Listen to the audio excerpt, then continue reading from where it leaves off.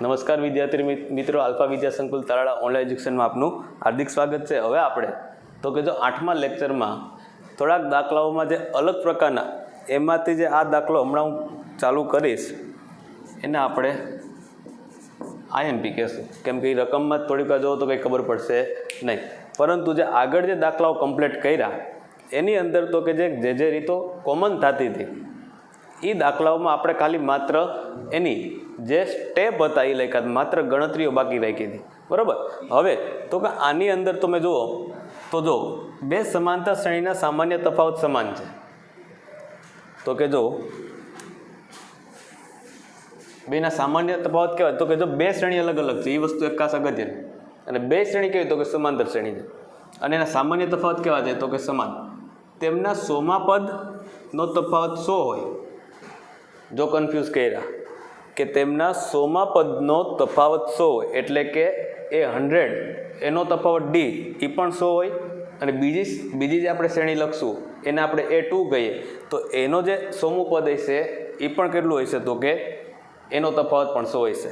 તો પ્રશ્ન હું કીધો તો કે 1000મા પદનો તફાવત કેટલો।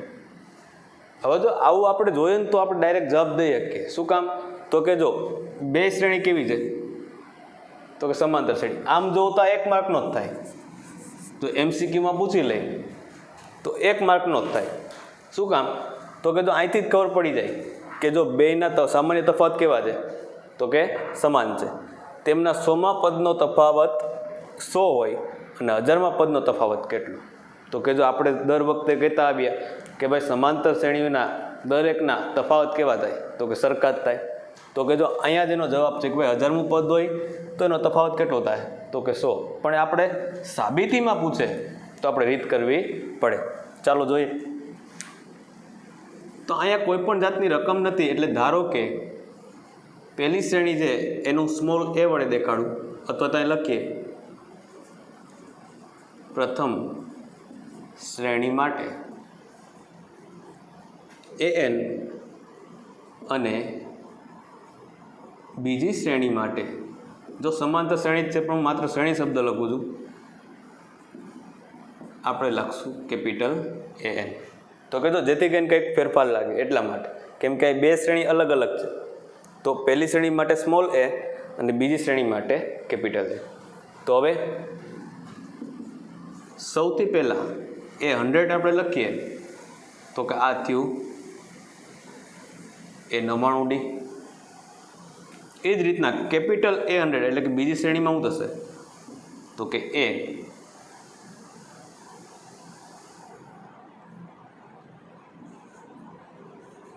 અને આ પણ થશે 99D।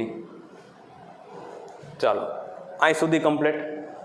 હવે હું કીધું તો કે બંનેનો તફાવત કે તેમના 100મા પદનો તફાવત, તો કે આ બે 100મા પદ થઈ ગયા, તો આવું થશે તો કે A100 માઇનસ A100, તો આ બેની પણ બાદબાકી થાય તો કે A પ્લસ 99D માઇનસ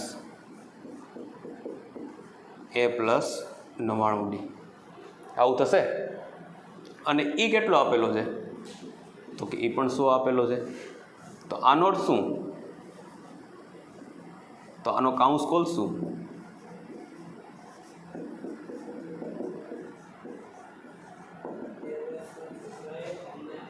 તો આ બે કેન્સલ, તો કે A માઇનસ A એના બરાબર 100।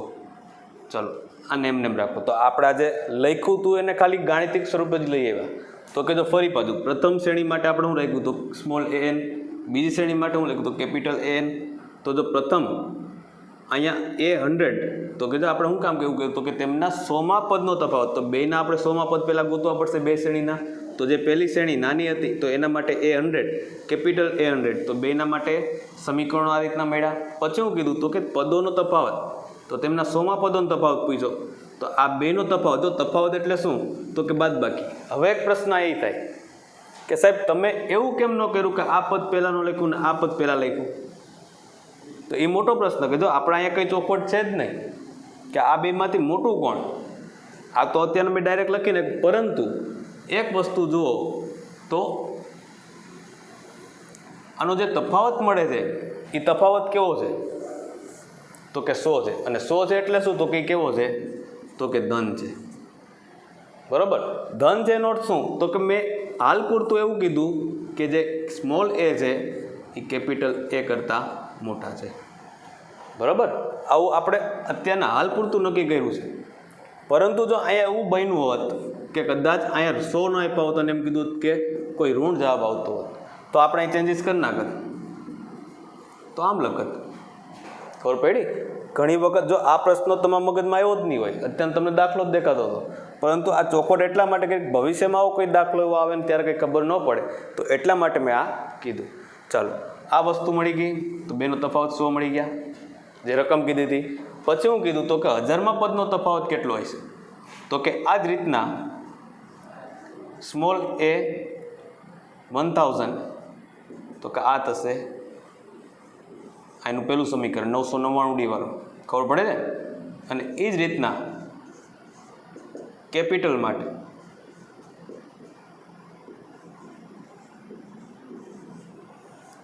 થશે ને કે તો એના હજારમાં પદોનો તફાવત કેટલો? તો કે આ બેનો વરી પાછો તફાવત લ્યો, તો વરી પાછો તફાવત લેશો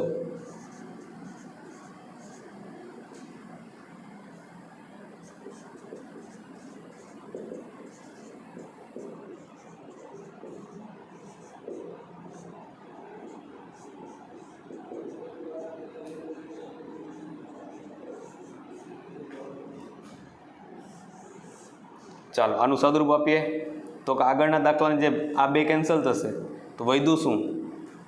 તો કે a માઇનસ a. હવે જો આ વસ્તુ અહીં મળી તો એના માટે તો પહેલાં આપણે અહીં મળી ગયું, તો એ પણ કેટલો આવ્યો? 100. જો મેં ટૂંકમાં બતાવ્યો છે દાખલો, ફરી પાછો સમજીએ. જો બે સમાંતર શ્રેણીના સામાન્ય તફાવત સમાન છે. પહેલાંથી કહી દઉં બેના સામાન્ય તફાવત કેવા છે? તો કે સમાન છે. તેમના 100માં પદનો તફાવત 100 હોય તો 1000માં પદનો તફાવત કેટલો? તો જો મેં હમણાં પહેલાંય કીધું કે જો આ દાખલો MCQમાં પૂછે તો 1 માર્કનો થાય. શું કામ? તો કે અહીંથી લોજિક લાગે જો બે શ્રેણી સામાન્ય તફાવત બેયના સમાન છે, એવું આપણે પહેલાં જ કહી દીધું. તો અહીંયાથી તમને ખબર પડી જો 100માં પદોનો તફાવત 100 હોય તો ભલે ને ગમે એટલા પદ કે, તો કે 1000માં પદનો તફાવત એ કેટલો રહે? તો કે એ પણ સમાન રહે, તો એ કેટલો જવાબ આવશે? 100. પરંતુ આપણે એ સાબિત કરીને દેવાનું હતું કે એવું શું કામ બને છે, બોલું સમજાય? તો એ સાબિતી કઈ રીતના? તો કે પ્રથમ શ્રેણી માટે આપણે શું ધાર્યું? તો કે સ્મોલ an. બીજી શ્રેણી માટે તો કેપિટલ N છે. પછી શું કર્યું? તો કે બેના 100માં પદો ગોઈતા પહેલાં. તો બે શ્રેણીના સ્મોલ 100માં પદો એટલે a 100, તો a + 99D. બીજી શ્રેણી કેપિટલ A 100, તો કેપિટલ A + 99D. બેયના તફાવત ગોઈતા. તો તફાવત ગોઈતા ત્યારે તમને એવું કીધું ભાઈ 100માં પદોનો તફાવત 100 છે, તો મેં ડાયરેક્ટ a - a બરાબર મૂકી દીધા 100. પછી શું કર્યું? તો કે આપણે 1000માં પદનો તફાવત ગોતવાનો હતો, તો મેં શું કહ્યું? તો કે એ જ રીતના એ 1000 ગોઈતા, તો ત્યાંથી પણ મળ્યા a 999D, અહીંયા કેપિટલ A + 999D. તો એ બેનો તફાવત ગોતું તો આ રીતના થશે. કાઉન્સ ખુલશે એટલે આ બે કેન્સલ થઈ જાય, તો વધશે શું? તો કે a - a. તો એ જે વધ્યા તો a - a એની કિંમત તો મને પહેલાંથી મળી ગઈ હતી. કઈ મળી હતી? તો કે a - a બરાબર 100. તો એ જ કિંમત મેં ક્યાં મૂકી દીધી? તો કે a - a અહીંથી મળ્યા હતા, a - a, તો એની જગ્યાએ મેં શું મૂકી દીધા? તો કે 100. બરાબર. તો આ જે મળ્યું તો કે એના ઉપરથી હું નક્કી કીધું કે એના 1000માં પદોનો તફાવત પણ કેટલો થાય? 100. તો હમણાં જ કીધું એ પ્રમાણે કે ભાઈ આમાંય આવું બને તો ડાયરેક્ટ જોઈને ખબર પડી જાય કે ભાઈ આમાં તફાવત સમાન હોય તો ત્યારે 1 માર્કમાં પૂછાય. સાબિતી કહે તો આ રીતના કામ કરવું પડે. ચાલો ક્લિયર અહીં સુધી?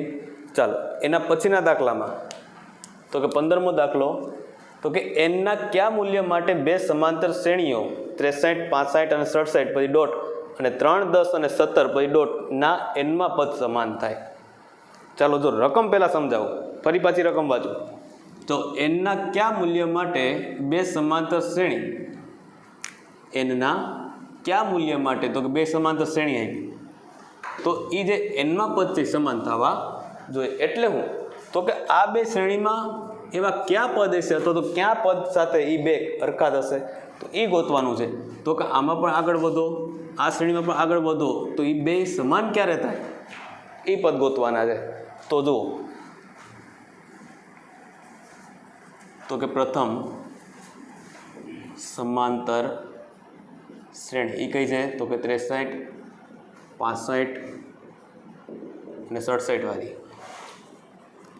બીજી સમાંતર શ્રેણી એ કઈ છે તો કે 3, 10, 17. ચાલો આ બે આપેલી છે. તો હવે પ્રથમ સમાંતર શ્રેણી માટે તો કઈ છે 63, 65, 67. તો એમાંથી સૌથી પહેલાં તો એ બરાબર 63, ડી બરાબર તો કે 65 માઇનસ 63 એટલે મને મળશે 2. ચાલો એ એન બરાબર a plus n minus 1 into D.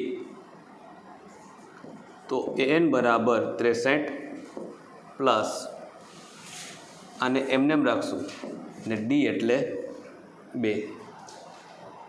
આ રીતનું મળશે.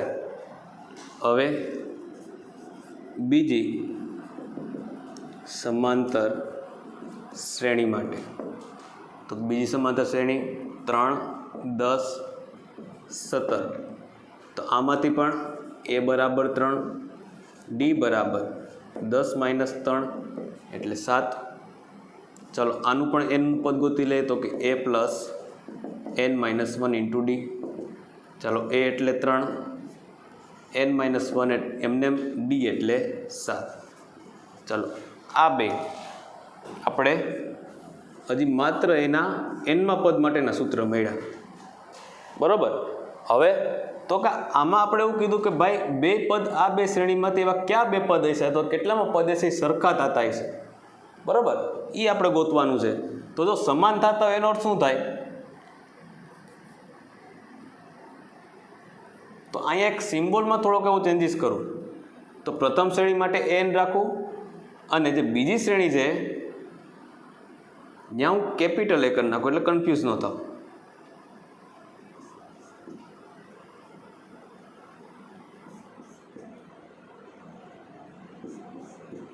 ચાલો તો આ હું કર્યું તો કે મેં ખાલી માત્ર એના સિમ્બોલ ચેન્જ કર્યા. શું કામ? તો કે જો એનું કારણ છે કે એનમાં પદ સમાન ક્યાં થશે એ આપણે ગોતવાનું છે. તો એનો અર્થ એવું થયો કે આ બે શ્રેણીને મારે સામે સામે સરખાવવી પડે. જો કઈ રીતના? તો કે જો એ એન એના બરાબર કેપિટલ એન લખું તો આનો અર્થ શું થયો? તો કે આ બેમાંથી જે કોમન હશે ને એટલે કે જે સમાન હશે એ અહીંયા બેને સરખાવીશ તો મને ખબર પડશે કે ભાઈ આ બેમાં કયું પદ સમાન થાય. તો જો એન વાળું સૂત્ર મૂકશો અહીંયા તો કે 63 plus n minus 1 into d અથવા તો ડીની કિંમત મૂકેલી છે એ મૂકીએ તો કે 2 અને એન વાળું તો કે 3 પ્લસ એન માઇનસ 1 ઇન્ટુ 7. તો કે જો આ બેને માત્ર તમારે સાદરૂપ આપવાનું છે. તો કે જો સાદરૂપ આપશો એટલે શું થાય? તો કે ત્યાંથી તમને એનની કિંમત મળશે બે જગ્યાએથી, બરાબર. કે એનને સૂત્રના કરતાં કરશો એટલે મને અહીંથી એનની માત્ર કિંમત મળશે. તો ત્યારે હું કહેશું તો કે અહીંયા જે તમારો જવાબ આવ્યો એટલામાં પદ બેના સરખા છે. જો ફરી પાછું કે જો પ્રથમ શ્રેણી આપણે આપેલી હતી, બીજી શ્રેણી પણ આપેલી હતી, પછી તો કે પ્રશ્ન ખાસ સમજવાની જરૂર છે.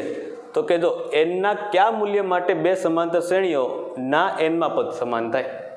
જો બે શ્રેણીઓ બોલ્યો નથી પણ આ આટલું હારે વાંચો એટલે ખબર પડશે. એનના કયા મૂલ્ય માટે બે સમાંતર શ્રેણીના એનમાં પદ સમાન થાય. તો ખબર પડી?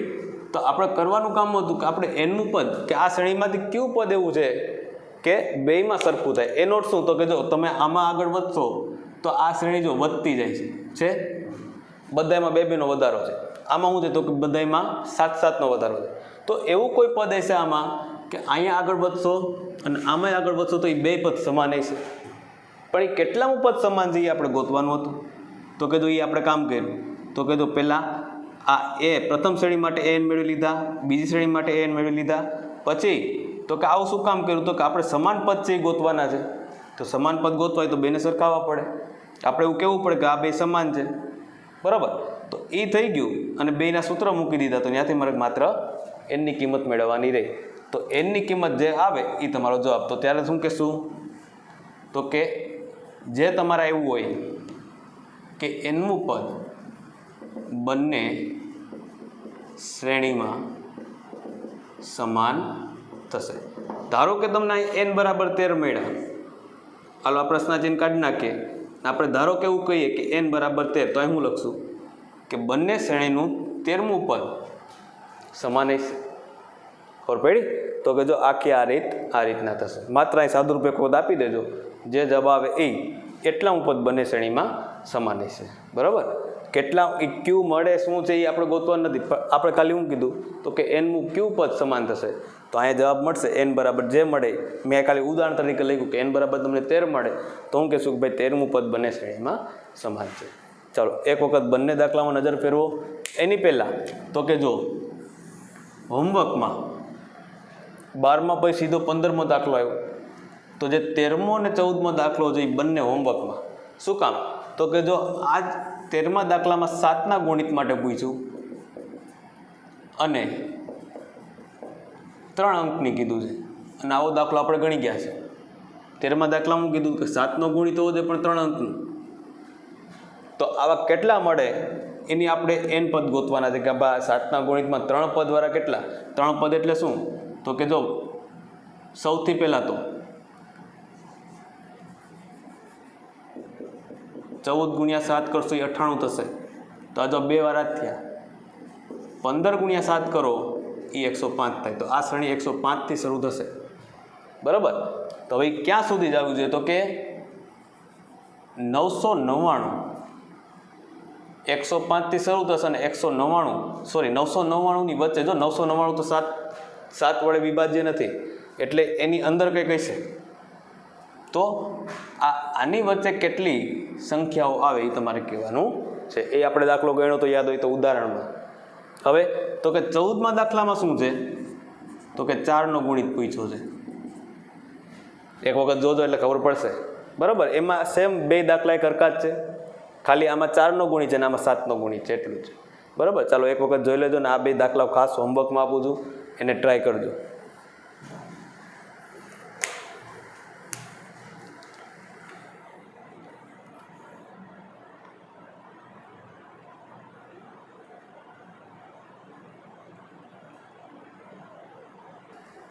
ચાલો તો હવે તો કીધું એના પછીના જે 3 દાખલાઓ છે બોર્ડ ઉપર, એ 3 દાખલાઓ જે આપણે દાખલાઓ ભણ્યા એના જેવા જ પણ આખા અલગ ટાઈપના.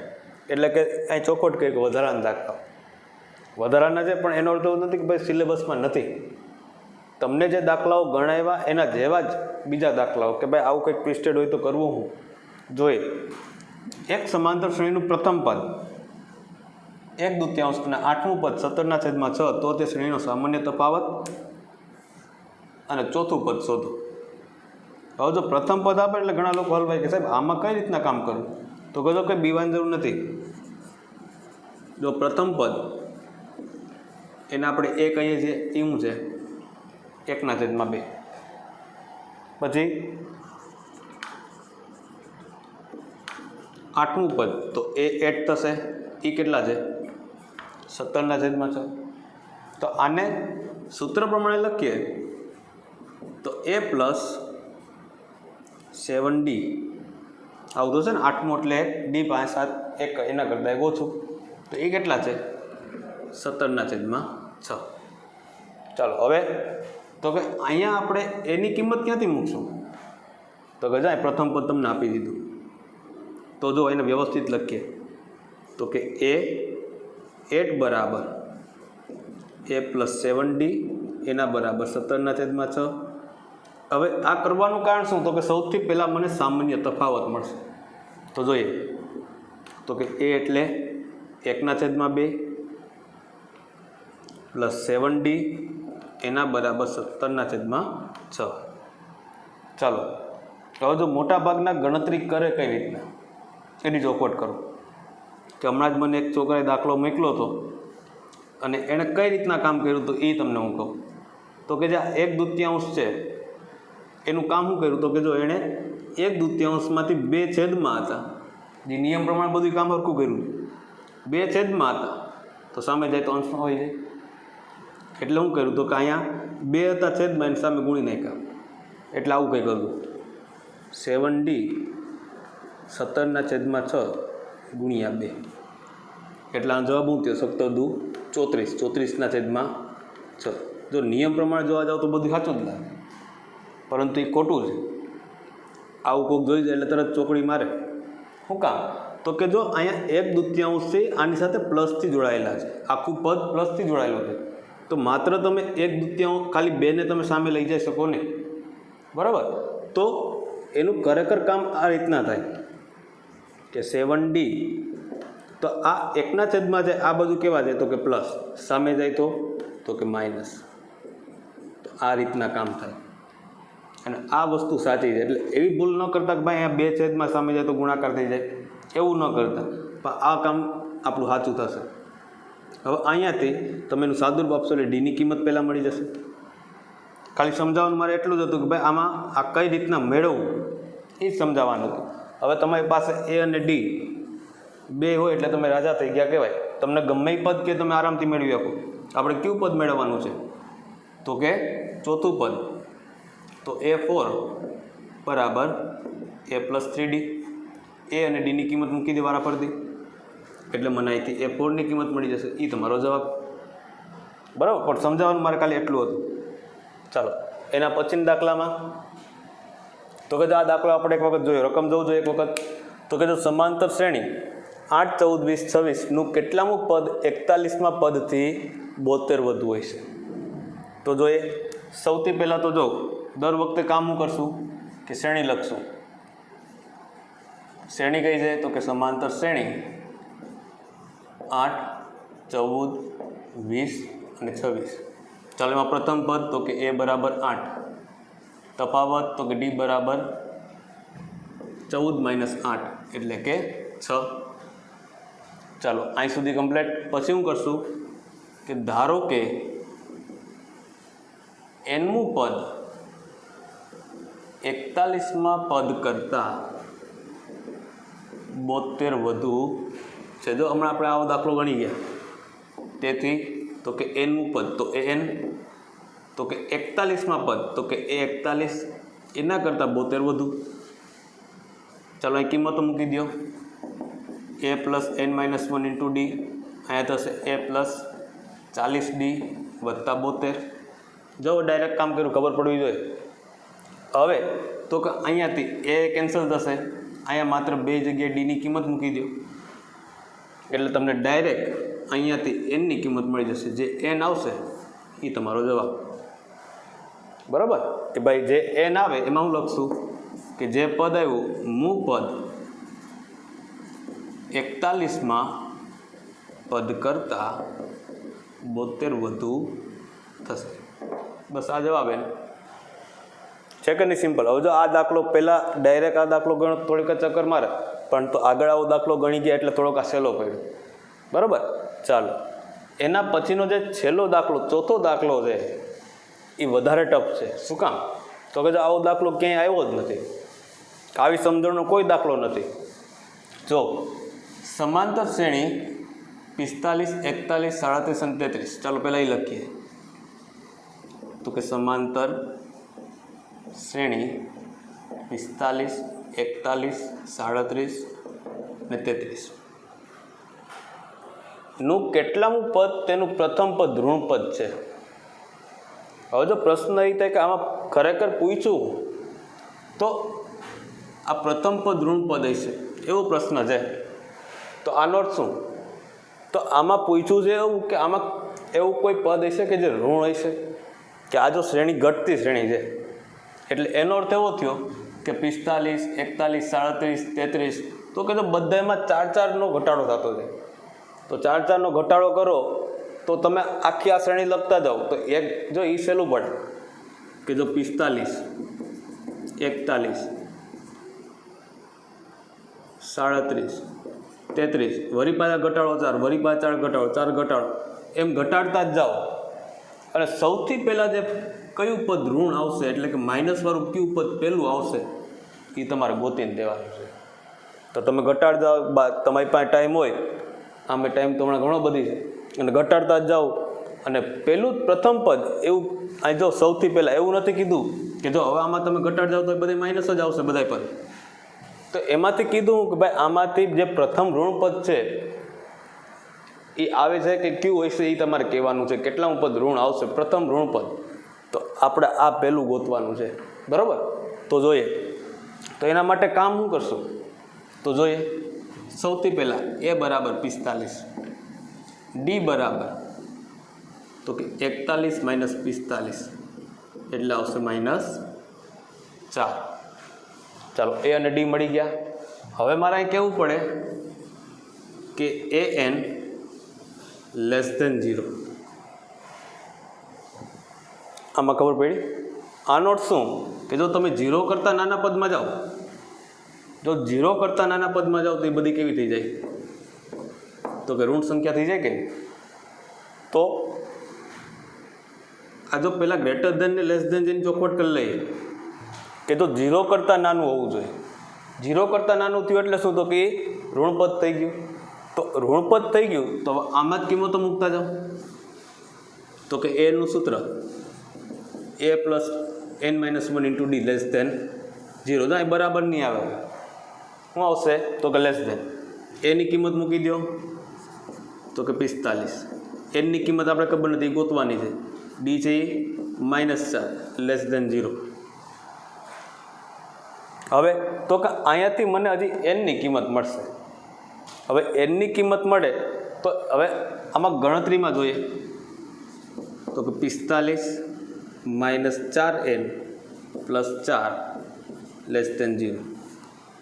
તો હવે 45 ને 4 તો કે -4n + 49 less than 0. -4n less than -49. હવે જો પ્રશ્ન એ સાહેબ તમારે લેસ ધેન હતું છતાં 49 ઓલી બાજુ લઈ ગયા તો એનું કારણ શું તો જો આ ત્રણેય નિશાની એક સરખું કામ કરે, બરાબર, લેસ ધેન, ગ્રેટર ધેન અને આના જેવી બીજી નિશાનીઓ less or equal, greater or equal. જ્યારે પણ એ ગણતરીમાં હોય તો એમાં નિયમ તો બધામાં સરખા જ રહે. આપણે આને બરાબર તરીકે હાલમાં જોઈએ ને તોય ચાલે કે જો આ +49 સામે જાય તો કેવા થઈ જાય -49. ચાલો આનું સાદુરૂપ આપીએ. બંને બાજુથી માઇનસ કેન્સલ તો આવું થયું 4n લેસ ધેન 49. તો n બરાબર લેસ ધેન 49/4. ચાલો અહીં સુધી કમ્પ્લીટ ખબર પડે છે. તો આવું થયું તો કે n લેસ ધેન. હવે આને આપણે કંઈક કામ કરવું પડે તો કે જોવો જોઈએ ક્યાં છેદ ઉઠશે તો કે નહીં ઉડે. તો આનું કામ શું આવું થયું કે નહીં? 12.1/4 તો કે 12 ચોક 48, 48 ને 49, 49/4 થઈ ગયા. તો આપણે એ તો ખબર પડી જ નહીં